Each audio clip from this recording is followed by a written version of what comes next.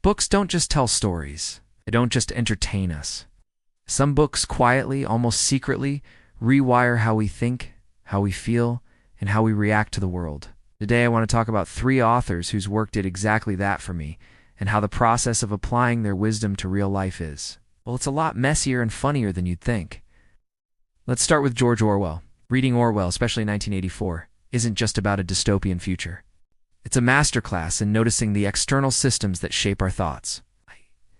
It teaches you to spot the subtle language, the accepted narratives, the groupthink that quietly molds your reality. Orwell gives you a lens to see the machine, to notice how public opinion is manufactured, and how icily we can adopt ideas without ever truly examining them. It's about recognizing when you're being told what to think, and that's a powerful, if unsettling, skill. Then there's Murakami. If Orwell teaches us to look outward, Murakami teaches us to look inward. Stories are filled with characters who are navigating deep, often inexplicable inner worlds. They sit with their loneliness, their strange desires, their quiet pain, but also with unexpected moments of warmth and connection. Reading Murakami is like learning to sit in a quiet room with your own feelings without needing to fix them or run away. He teaches you that it's okay to feel lost, that there's a strange beauty in the unresolved parts of ourselves. He teaches us to be comfortable with the ambiguity of our own hearts. And finally, Sir Pratchett. On the surface, his Discworld books are hilarious fantasy romps. But underneath all the wizards and trolls, Pratchett is a brilliant satirist who teaches us to question the ideas we accept without a second thought. He takes concepts we see as normal like death, justice, belief, or even the Postal Service and turns them on their head, forcing you to ask, wait, why do we do it that way? Pratchett's genius is in making you laugh so hard you do and realize you're having a profound philosophical revelation. He teaches you to question everything, especially the things that seem too obvious to question.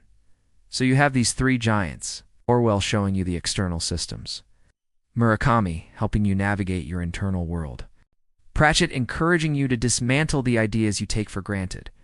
Reading them creates awareness, and awareness creates choice. But choice is where things get complicated. Here's my typical cycle, and I bet some of you can relate. I read something absolutely profound in one of these books. A line hits me like a lightning bolt. I sit back, the book on my lap, and I feel enlightened. I think to myself, this is it. This single idea will change my entire life from this moment forward. I feel like I've unlocked a new level of human consciousness. And then, reality shows up. Monday morning arrives. An annoying email lands in my inbox. Someone cuts me off in traffic. My beautiful, life-altering epiphany is nowhere to be found. So I get smarter. I write it down.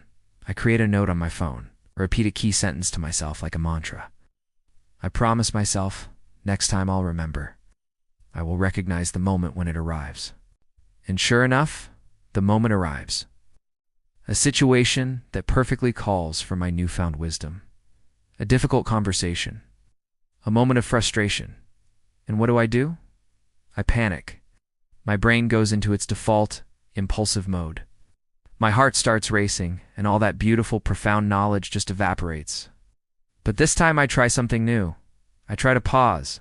It's a battle. Instead of just reacting, I mentally pull out my reading journal, this little internal shield against my own stupidity.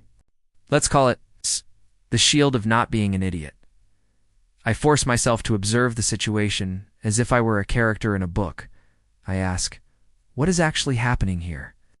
What's the underlying dynamic? Then, after the moment has passed, I analyze the outcome. Maybe I didn't handle it perfectly, but I didn't just react on pure instinct. I managed to insert a tiny sliver of awareness between the trigger and my response.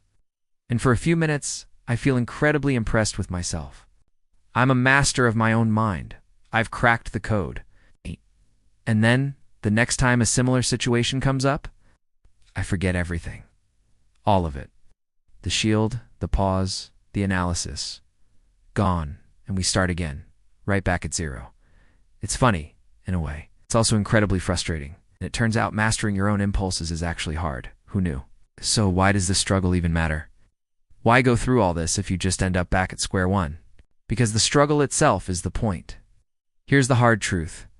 Your impulses are always going to be faster than your awareness. Our brains are wired for efficiency, and they love old familiar patterns.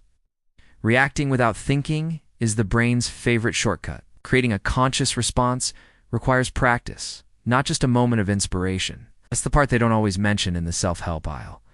A book doesn't magically remove your impulses. It doesn't delete your default settings. What it does is help you notice them. Maybe at first you only notice your impulsive reaction an hour after it happened. You replay the conversation and think, that's where I should have used that Pratchett wisdom. Then, with practice, you start noticing it a minute after. Then maybe you catch yourself right as the words are coming out of your mouth. And eventually, just maybe, you'll catch it in that split second before you react. That's the goal. Books don't erase the old path. They just help you build a new one step at a time. So what am I actually trying to change after reading these authors? It's not about becoming a completely different person overnight. For me, it's about having fewer impulsive reactions. It's about being more present in the exact moment where it matters most, not 5 minutes later when I am mentally kicking myself. It's about having fewer of those mental reruns, where you replay a conversation over and over, trying to win an argument that's already over. It's about learning to be here in this moment. It's not stuck in the past, analyzing what went wrong, and not constantly rehearsing for a future that might never happen. It's about using the awareness from Orwell, Murakami, and Pratchett to simply be present. And that leads to the quiet truth about reading and personal growth. Reading doesn't instantly transform your behavior. It doesn't give you a personality transplant. What it does is build a compass. It gives you a sense of true north. Sometimes you'll get lost, walk in the complete wrong direction, and only remember to pull out the compass after you're already miles off course. But that's not failure. It's not a sign that the books didn't work or that you're hopeless. It's practice. Every time you realize you went the wrong way, you're strengthening your ability to use the compass next time. The goal isn't to never get lost. The goal is to get better at finding your way back. So, if you've ever felt that frustration of knowing better but not doing better, you're not alone. It's part of the process.